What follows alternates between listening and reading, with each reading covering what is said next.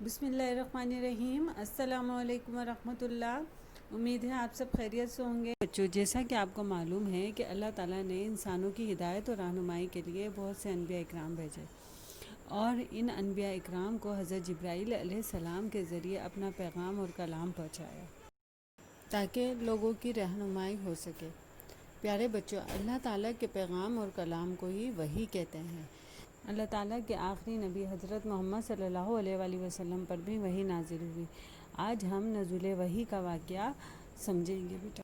پیارے بچوں، ہمارے پیارے نبی حضرت محمد صلی اللہ علیہ وآلہ وسلم بچپن ہی سے پاکیزہ عادات کے مالک تھے۔ بت پرستی سے نفرت فرماتے تھے، برائیوں اور برے ماحول سے دور رہتے، لوگوں کی برائیوں کو دیکھ کر فکر مند ہوتے، آپ کائنات اور اس کے خالق کے بارے میں غور و فکر کرتے رہتے۔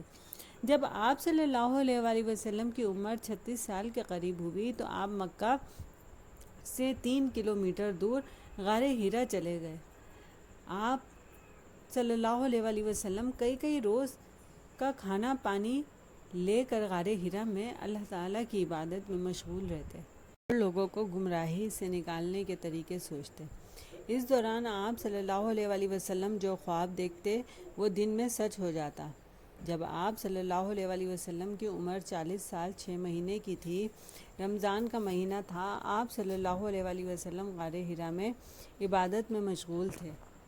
یک اللہ تعالیٰ کے فرشتے جبرائیل امین جو اللہ کا کلام اور پیغام پیغمبروں تک لاتے ہیں نظر آئے۔ جبرائیل علیہ السلام نے آپ صلی اللہ علیہ وآلہ وسلم کو پہلی بار اللہ تعالیٰ کا کلام اور پیغام سنایا، جس میں سورۃ العلق کی پہلی 5 آیات نازل ہوئی۔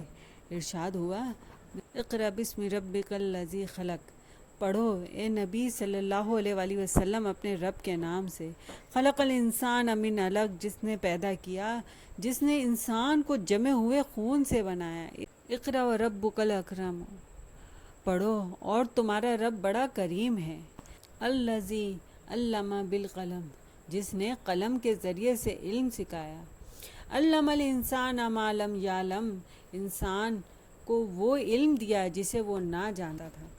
پیارے بچوں، ہمارے پیارے نبی صلی اللہ علیہ وآلہ وسلم پر یہ پہلی وحی تھی۔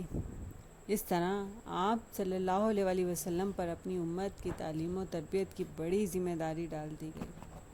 اللہ تعالیٰ کے کلام کی ہیبت سے آپ صلی اللہ علیہ وآلہ وسلم کا جسم مبارک کانپنے لگا۔